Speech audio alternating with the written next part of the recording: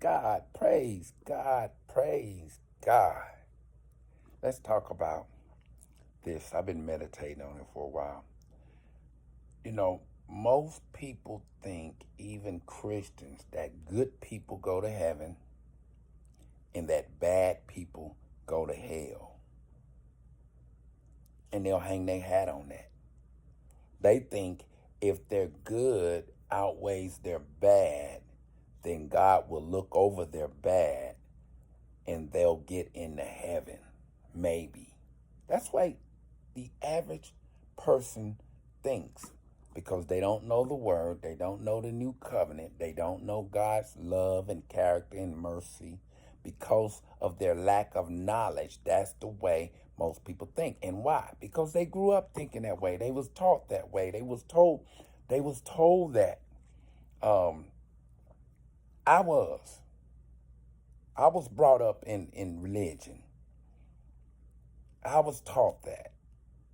So probably 90% of the people, at least my age, this younger generation that have parents that are bringing them up in the word and under grace and teaching them grace, they may have the truth. But most people my age, around my age, grew up the same way, basically not being taught the new covenant.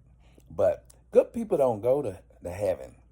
Forgiven people go to heaven. People that have chosen and made Jesus the Lord of their life is the ones that go to heaven. Bad people don't go to heaven.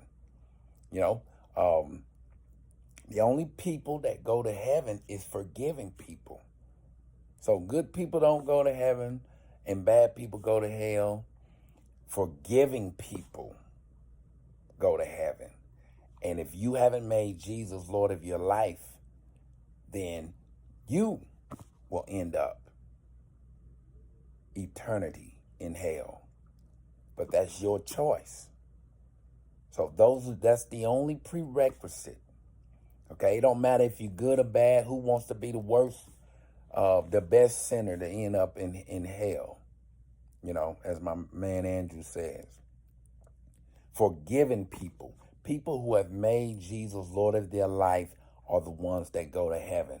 And I don't care how good you think you are, you're not perfect, you're not Jesus. If you haven't made him Lord of your life, you will end up there as quick as some of the others will. If this has been helpful and you want more content, click that subscribe button. God bless. Doses.